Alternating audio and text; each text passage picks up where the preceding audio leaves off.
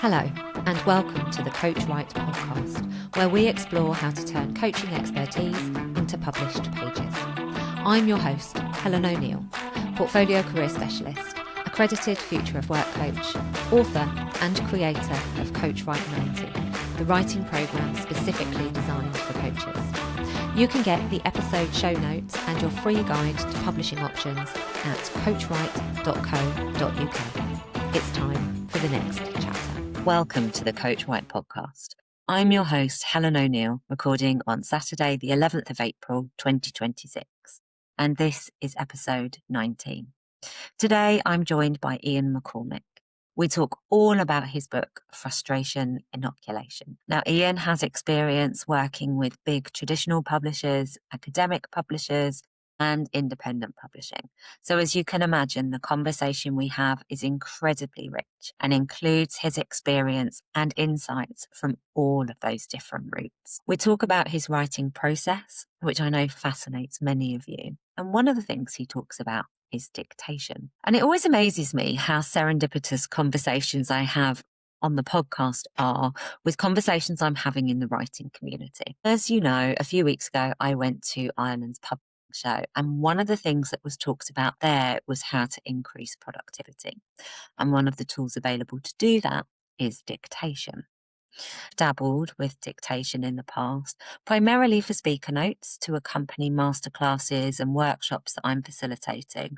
I rather like doing a bit of a run through and capturing the essence of what I'm trying to say all in one go. But I've never mastered it for longer form content before. Now, what's been brilliant over the past couple of weeks is those that have mastered it have been sharing all about the tools that they use. So today I am dictating the bullet point notes for this introduction while I'm on my walk, using a tool called Whisper. With that summary, I'll then be able to record the introduction that you're hearing now and enjoy at the beginning of each episode. I'll be very interested to hear your feedback on whether you notice a difference, and if you do, whether it's a good thing or not so much. I've also included some more information about dictation in this week's blog. If you want to explore the topic in more detail or see the various tools that are available to use, pop over to the blog, coachright.co.uk/blog, and there is a free article that you can read on there. Now, I wasn't going to talk about AI this week, and then somebody asked me a question. They asked whether I knew what publishers' views were on AI. And what a brilliant question that is. I wish I could give you an easy answer, but the answer is as broad as the publishing options available to us, and it's changing as rapidly as advancements in AI technology are. A lot of publishers are being very vocal about their positions. In the AI is bad corner, we have Hachette, who very publicly pulled a novel over claims that the content was AI generated.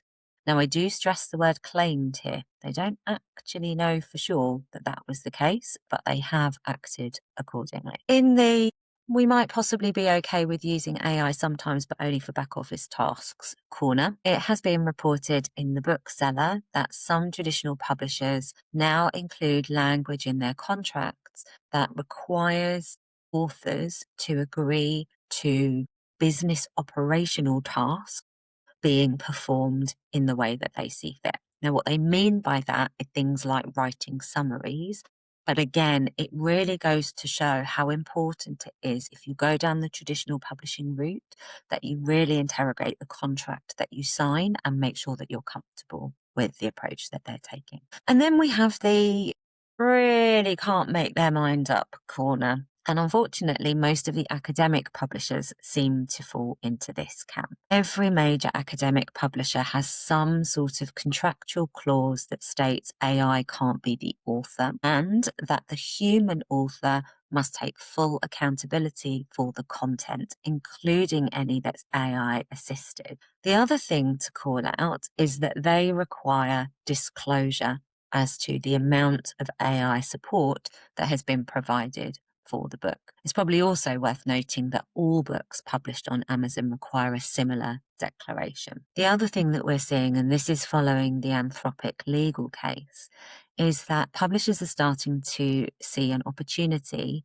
to license work for training models. Cambridge University Press, for example, has contacted around 20,000 of their authors requesting opt-in consent before their content is used for AI training. I'm curious to see how the market progresses in this way. We've also seen a scheme being launched by the Society of Authors recently, where they're providing a human authored certification. So effectively what that is that you self-declare that you haven't used AI to support generating your book in any way, shape or form, and they will give you a sticker that you can put on the front of your book. The idea is that some people will only buy things that they know are human created. And I'm not really sure there's a massive difference of getting someone else to say that you've said that your book is AI generated, but it seems to be popular, so we'll have to wait and see. There are also, of course, tools that claim they can detect whether or not your book has been generated by AI and to what extent. Although these tools are very unreliable, and I'm not sure I'd be rushing to believe what they say. And then we have independent publishing, where you have far more flexibility. The choice is very much yours as to the extent you do or do not use AI in your process. The vast majority of writers are still preferring not to use AI for writing their manuscripts, but are using it extensively for back office tasks that we referred to earlier, such as blurbs, social media marketing, emails, research, and even things like tracking advertising spend. But you'll recall a few weeks ago, we talked about there being authors that are generating books with AI. It's a different kind of skill, involves writing very specifically to a niche or a genre that has a specific set of reader expectations. These authors are producing books with a business head, and they are making money using this process. So before we get all judgy about it, let's remember that the reader is the one who gets to decide. So people like Coral Hart, who publicly announced that she's written over 200 novels across 20-odd pen names and makes a six-figure income. That is her desired outcome. Her readers enjoy her content. How do we feel about that? Something to think about. So the question then becomes, if you do decide that you're going to use AI in your process, how and where? Now, obviously, there are some clear front runners here. For example, spelling and grammar checking. We've all grown used to having inbuilt spell checkers in our documents online. And of course, the advancements in these tools help us with things far beyond commas. And nobody seems to feel particularly emotive about that. I use a tool called Pro Writing Aid, which is absolutely fantastic and plugs into all of the different packages that I have on my system. It helps me with commas because, quite frankly, who knows how they work. But it also gives me reports around things like overused words or passive voice.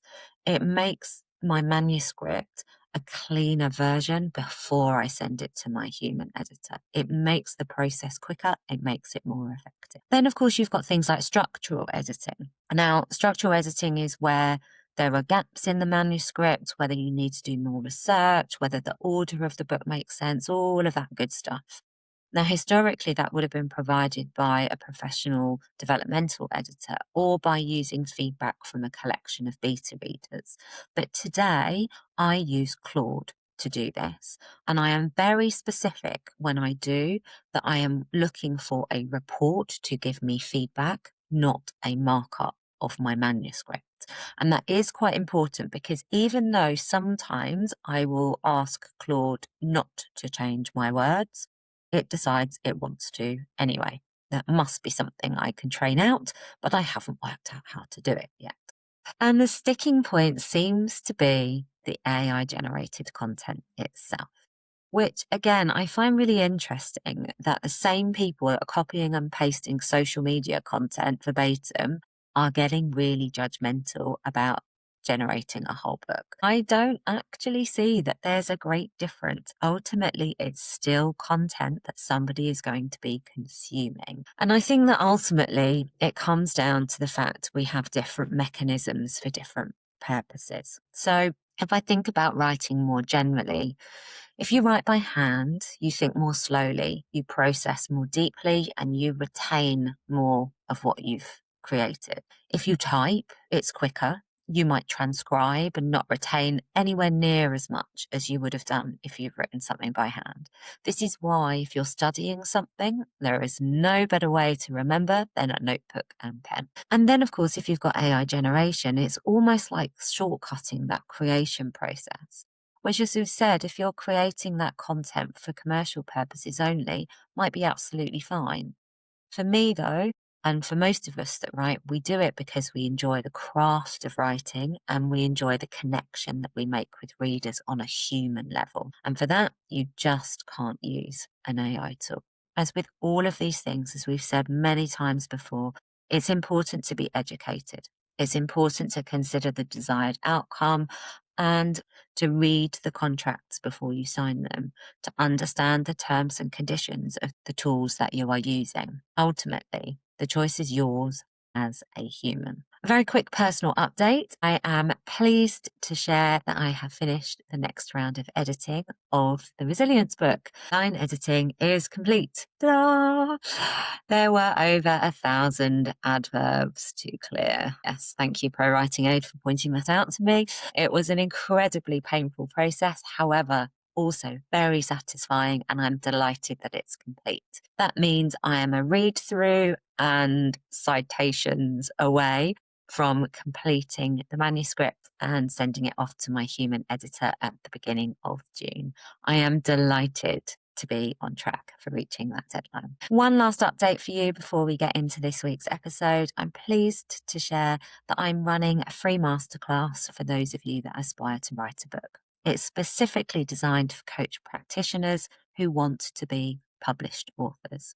So 60 minutes on Friday, the 1st of May from midday to 1 p.m. British summertime. We're going to be covering how to look at the content you already have and use that to turn it into a book. We're going to talk about time because, let's be honest, we're all very busy and important, and finding time to write is one of the hardest things to do when you're just starting out. And we're going to look at creating a framework for your book. So I'll give you some different ways that you can consider doing that so that you can get started. Wherever you are in the process of authorship, there's going to be something in there for you. And of course, it's completely free to attend. To secure your spot, go to coachwrite.co.uk/chapter and register. I'm conscious that's been a rather long update today. I am very excited to bring you today's interview with Iain. It's time for the next chapter. Welcome to the Coach Write podcast. My guest today is Iain McCormick, our first guest joining us from New Zealand. Iain is the founder of the Executive Coaching Centre, which provides coaching and consulting services to a wide range of board directors and senior leadership. He's a coach supervisor and trainer and the author of 5 books, the most recent being Frustration Inoculation, 8 Practical Steps from Struggle to Strength. Welcome to the show, Iain. Thank you very much, Helen. I'm delighted to be with you. I am really looking forward to our conversation today. And I know you have a fascinating path to publication. So if we can start by sharing a bit about your story and your background, that would be great. Sure. So many decades ago, I trained as a clinical psychologist, and you will see in Frustration Inoculation some of that interest in clinical psychology is still there.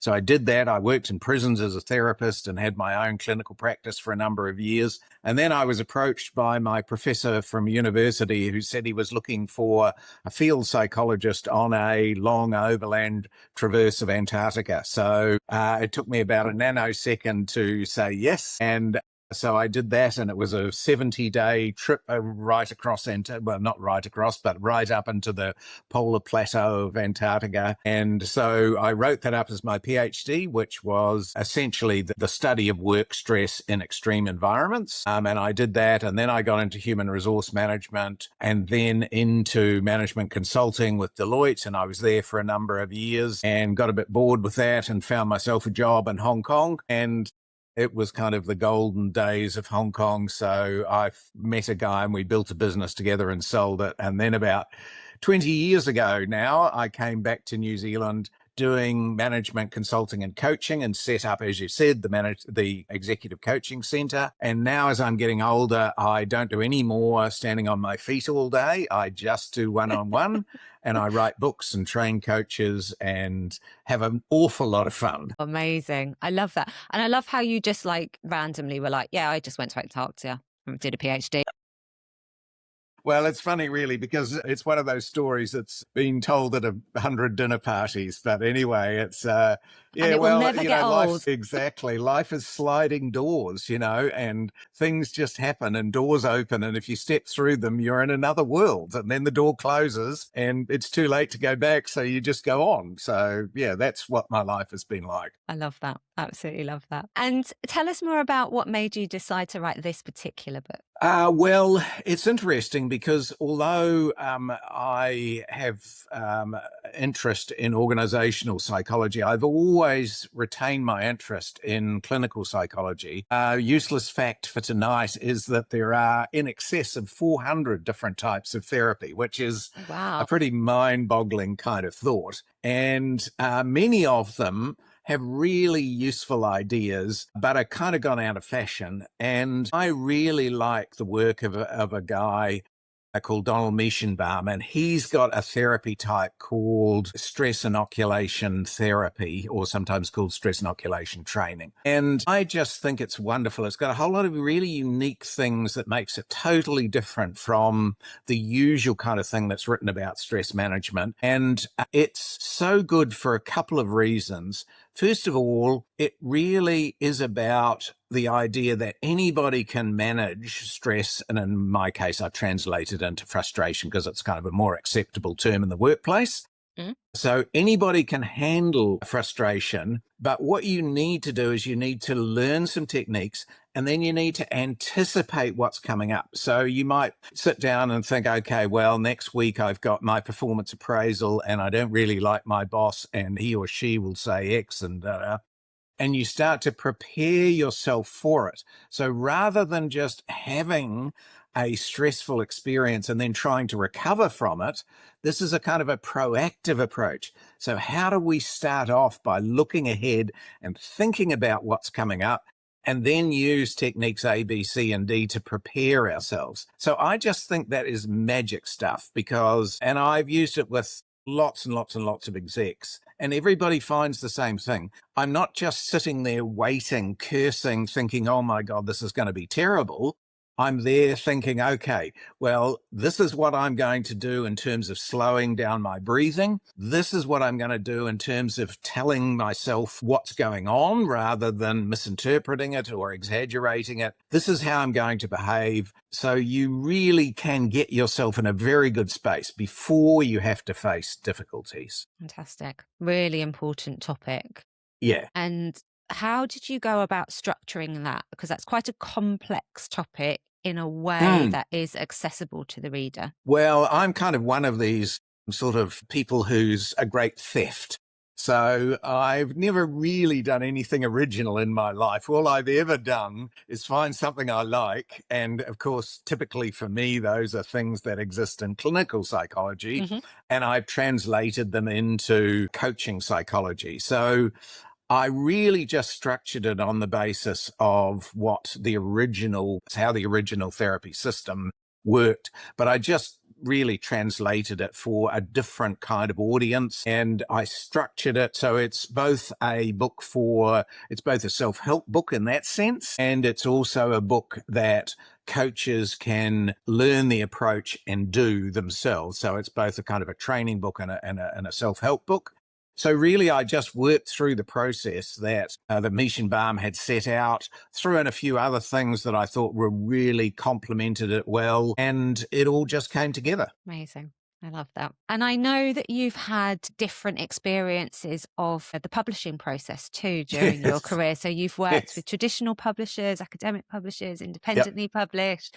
Tell yep. us a bit more about your experiences there. So what I've got in terms of book, I've got two publishers who are basically smaller local publishers, one in New Zealand, one in the UK. Published two books with a big multinational, one with a hybrid publisher where you pay them money and they take some slice, and one where I'm just doing it myself and having a little play and seeing how it goes. So I've and that's kind of me. I like exploring the world, and the world of publishing is extraordinary and very much like gardening, because the problem that you have with it, of course, is you can't write 10 books a year. So you can't really No. try things out. If you write one or maybe two books a year, you're doing pretty well. So it's a little bit like gardening. You plant the seeds and you water them and you wait and you see if it works or not.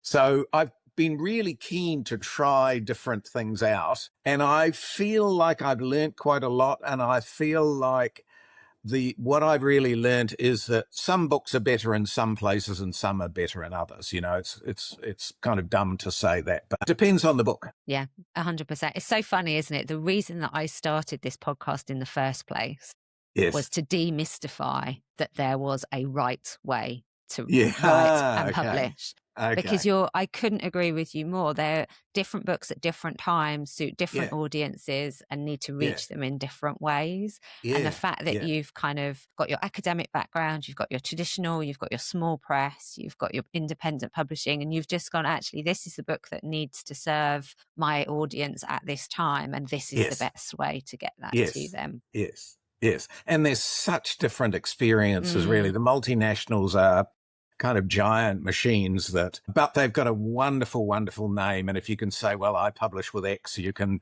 sort of feel good. And if you can even get in a series that's edited by someone who's got a name, it's even better. So they've got lots of but they're a machine and you just have to fit in with them. They'll take months to do things and then they'll send you a proof and they'll want it, a week and a half. They'll want it, never mind that you're in the Bahamas on holiday or something, and only have your phone or something, because they don't seem to give you a lot of warning. So it's a big machine where some of the small ones are much more personal and many more options, and you kind of stay in touch with them, but they don't really have the reach, and they don't seem to be able to get into university reading lists and things in the same sort of way. So yeah, it's horses for courses. Absolutely. And that is often a very key differential for coaches specifically that are looking to write books. I always say to them, if you are looking for that reading list accessibility, academic press is the way to go.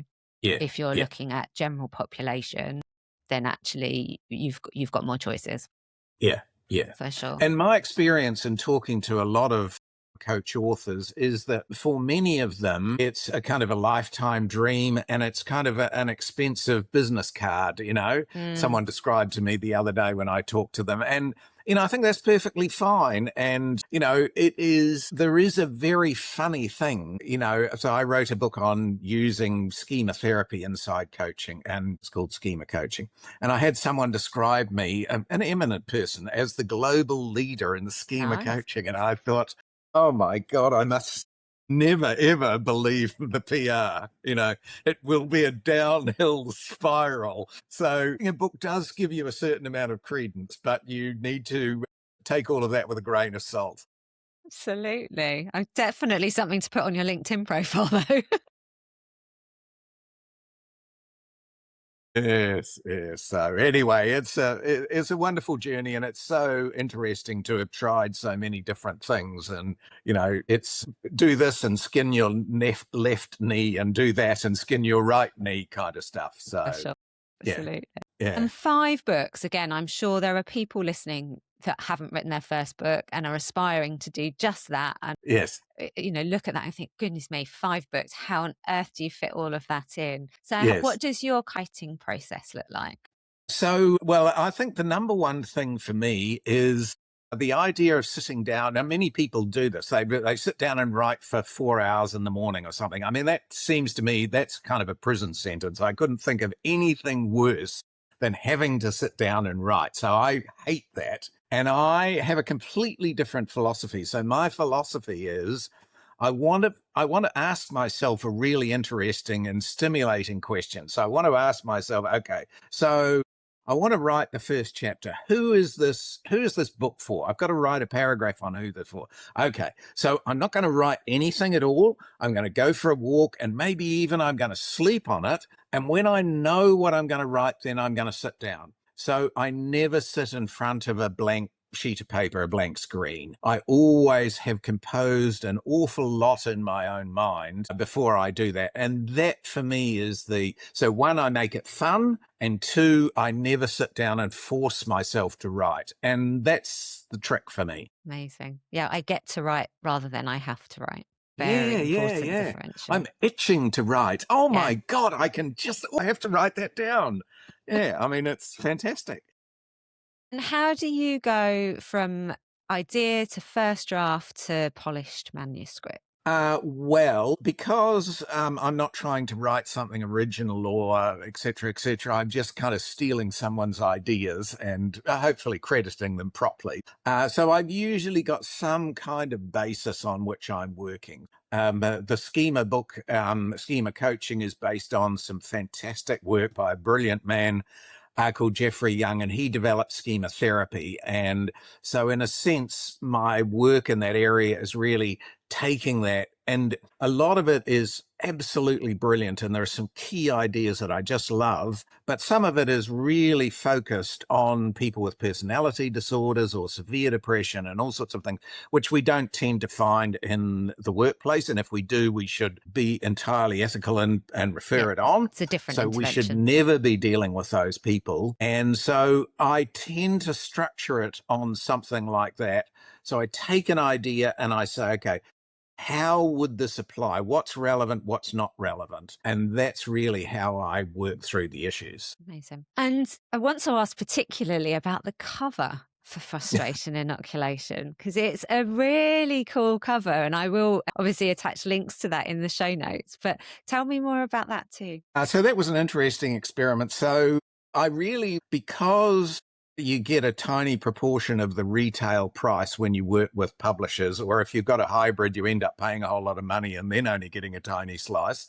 So I kind of I thought, well, sort of want to do this as a true Scotsman. Yeah, I want to do this, on the lean and see what I can come up with. And my son's a videographer and really into technology, and he had used a website called Fiverr. Fiverr. And I just went onto there and I found someone in the Ukraine, and I sent her some ideas, and she came back quite quickly with some quite useful sort of stuff. And my son said, well, what you need to do is you need to get all of that, but you need to ask her to send you I think he called it the graphic assets or some term I'd never heard of. So it's all the base files. So the wonderful thing is, you can do all sorts of things with it. So basically, I think she had done a lot of books that were in the kind of the sci-fi and the fantasy sort of area. So it's a cover that doesn't really look like anything else, and I think stands out. So yeah, it'll be interesting just to see how it goes in the long term. Yeah, no, and it's, for the benefit of listeners, it's sort of a turquoise color with pillars that sort of seem to pop out in a 3D way from the cover. That's so it's very cool. Yeah. No, it's the cover of a book's obviously very important and is never an entirely easy decision. No, and unfortunately, unlike the word choices where you can tinker with them forevermore, the cover is pretty fixed. You can change it, but people don't do it as often. No. Although the great thing about self-publishing is you could, if you really wanted to. Absolutely. And one of the things that I just on that regard, I've interested in, because I own the copyright, I can do all sorts of things with it. And I have been reading some really interesting stuff about the fact that Amazon has by far the biggest market share, But actually for non-fiction books, Apple Books does actually quite well, and it does particularly well in the kind of mini books. So the idea is that if you want to, you can take your book, break it up into chapters, and then sell each chapter just like songs on an album. So there are all sorts of things that are interesting. And in the research that I did, it said, if you want to do this, this is ChatGPT, if you want to do this, come up with a really peaceful cover. So it was really interesting just to think about, well, there's another kind of whole world that I could explore at some stage if I have the energy and time and things. This is the thing in the independent author space. Once you open that door, the possibilities are absolutely endless. And as you say, you don't have the gatekeeper or the time constraints. Suddenly you're like, oh, I can just do this. Like, I don't need permission. I don't need a team to do it. Like, I can choose my own team. And then you can just go whichever way the wind takes you, which is glorious and terrifying all at the same time. Yeah. And of course, it's very hard to get the reach and all of that kind of stuff. So it's got real disadvantages. But anyway, I think my idea is so I've just got basically a PDF version of it, and it's actually selling quite well. And if you think about that, I'm taking 100% of the retail. Actually, on a per month basis, it's the most lucrative book I've ever published. Yeah. But it hasn't got a lot of reach yet, but hopefully we'll see it over time, and it'll I'm keen. I'd be really interested if someone is interested in running a course around it, for example, and kind of licensing it to someone like that, or trying to think of something different to do. Absolutely. And there's a massive interest in the transformation economy at the moment, which obviously for us as coaches is like, obviously the transformation is the thing. Yes. So to have the book as the core of that ecosystem with, as you say, coaching services, courses, all joined up together is a very sensible business approach. And sits really nicely with us as coaches, isn't it? It's what we do. Yeah. Fantastic. Yeah, no, it's a real freedom, and you don't really realize when you go with a traditional publisher. I mean, they've got lots of pluses. I don't want to diss them in any way, but you don't really realize what you're giving away, what you're signing away, until you think about, well, actually, I can't really just put a chapter on. I can't give away a chapter, and I can't do this and I can't do so. Yeah, it's just so interesting to go through the various models of publishing and just see how they all work. Yeah, absolutely. And you touched on ChatGPT there for some research. And again, with the history of your writing career, AI wouldn't have been a thing when you started. It wasn't a thing when I started. So how have you integrated AI into your processes? So I think there's 2 or 3 ways in which I use it. So I guess, but maybe start with the way in which I don't use it. So I never copy and paste. I think and my son, my eldest, who's very computer literate, can look at a piece of writing and almost immediately tell with things like, Dad, that's got a long dash in it, not a short dash. Yeah, exactly. All of that dashes kind of are stuff. Grammatically correct. Yeah. So, but what I do find is that as an ideas generator, it is fantastic. It is just amazing. So I use it as an ideas generator. And the other way in which I use it is it's fantastic for taking a really turgid bit of academic writing. So one of the things in Frustration Inoculation is I wanted to get in and kind of write a really simple version and a very short version of the neuroscience of stress and frustration and so on. And when you're reading journals like Cortex, they really require someone well above my IQ level to really understand them, or a specialist or something or other. So it's fantastic for taking that and say, what is this saying? Simplify this for me. Yeah, it's amazing. And it's a great way to find recipes for what to cook for dinner. Where would we be without the food prep? Yeah. ChatGPT. Amazing. So you've touched on a lot of the learnings that you've had through your different paths to publication. What is one thing that surprised you most? I think there's probably a few. I think one of the things that surprises me is I'm kind of a different author to most people. So through LinkedIn and things, I probably chatted to a dozen authors, and I just realized how different I am, for better or worse. Certainly not for better, but for worse probably. But most people I've talked to, their book has come out of their PhD, or it's come out of some, wanting to distill 30 years of wisdom and this, that, and that. So most people only write one book. And so they see themselves primarily as coaches and practitioners who's written a book. But I'm kind of on this funny journey where I am a coach and a practitioner and a teacher and do other things. But there's a sense in which I can see I see myself as an author where I'm not just someone who's written a book. So I think that's a really interesting kind of space to be in. I find that fascinating, really, because I could write another dozen books. It's funny, because my wife said to me the other day, she said, I don't know why you're writing so many books. What are you going to do for the next 15 years? And I'm in my 70s, so, 15 years would be nice. And I said, well, I'm going to write another 15 books. Obviously. Yeah.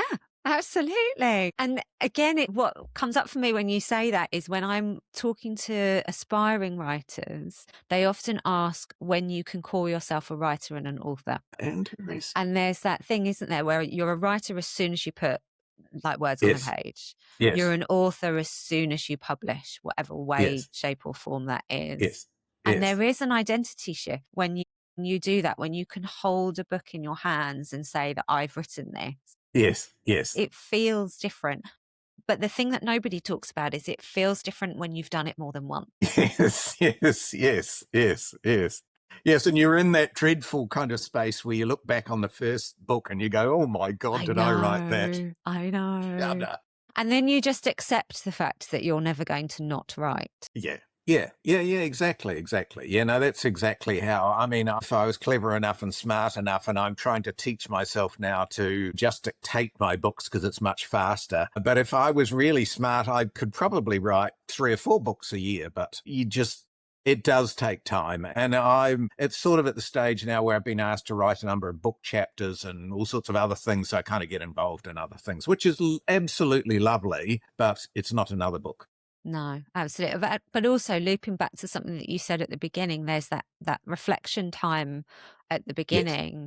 Yes. So I find that too, that you have to sit with the idea for a while in order to be ready to write. And then as you're writing, it's almost like there are these little mini breaks that have to happen throughout the process so that your subconscious can kind of say, does that structure make sense? Does that chapter make sense? Do I need to go off and research something else? Like, how does it fit together? So the quiet time is the work sometimes as well, I find. Yeah. And I'm really, really influenced by Ernest Hemingway's wonderful quote that the first draft is always shit. And I think that's such a wonderful thing because that's what I get. I get into the middle of something and I think, oh, this really isn't very good. And I think, just shut up and keep writing. Yeah, we all do that. We call that the deep pit of despair. And that inner critic is not very helpful it's much more problematic for a writer than it is in normal life, I think, because the problem is if you stop writing, you lose the flow, you lose the connection, you lose so much. So, yeah, I think it is about, don't worry about it. Just get it down on paper. Writing is hard. Editing is easy. Yeah, absolutely. So, yeah. So normally I ask people if they're going to write another one, but I've got 2 or 3 up my sleeve. No one's getting a prize for that. So what's your next project, Iain? Well, one of my, so this is a kind of a complete, it's a bit of a folly, this book.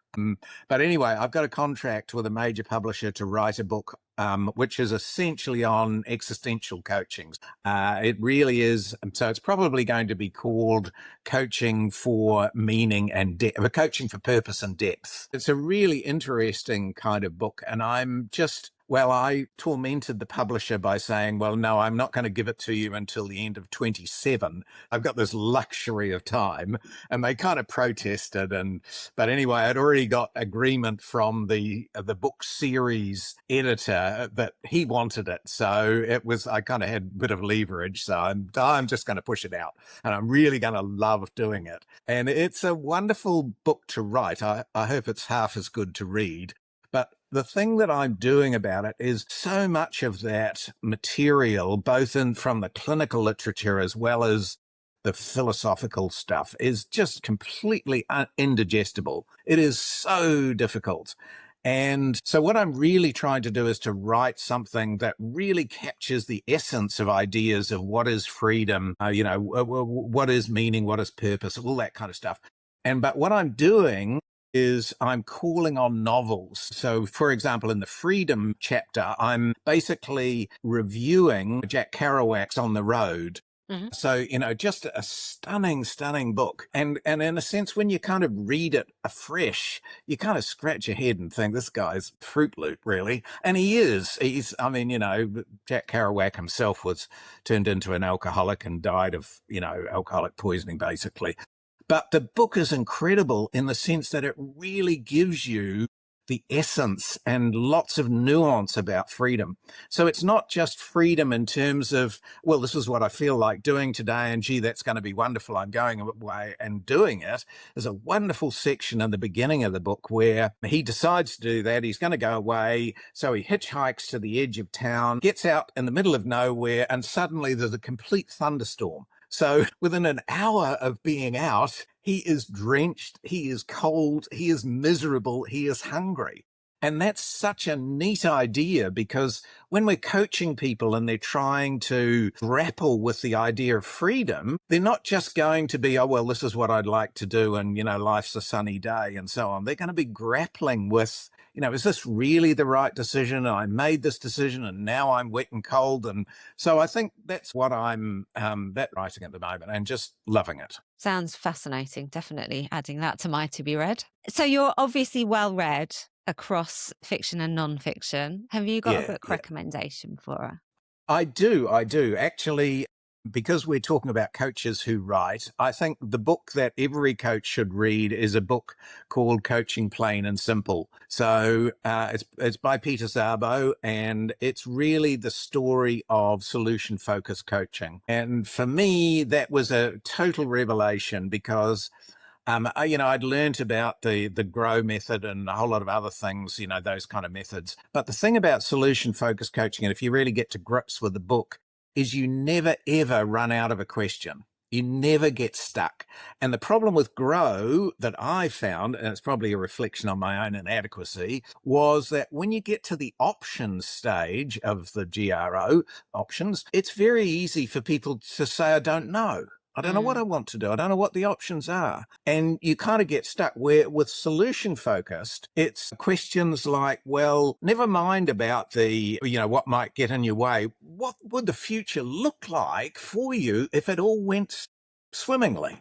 And, so it's got lots of really wonderful questions. So that's really my recommendation. Fantastic recommendation. Brilliant. Thank you so much. And what advice have you got for coaches who are listening to this thinking, right, I'm inspired, I want to write my first book? What would you say to them? So what I'd say is try and make it fun. Do something that excites you. Don't go with, well, this is what I think I should do, or this is what I think will sell. Just go with the energy. For what is it that you're really interested in, and write about that. And that spirit will come through in your writing. So I think that's incredibly important. Thank you so much. That's been a brilliant conversation. It has been wonderful. I've really enjoyed talking to you, Helen. Me too. Let's close by telling everyone where they can find you, your services, and your books online. So the best place to find all of that is really in my website, which is iainmccormick.net. And if you want to connect with me, the best place to do it is really on LinkedIn.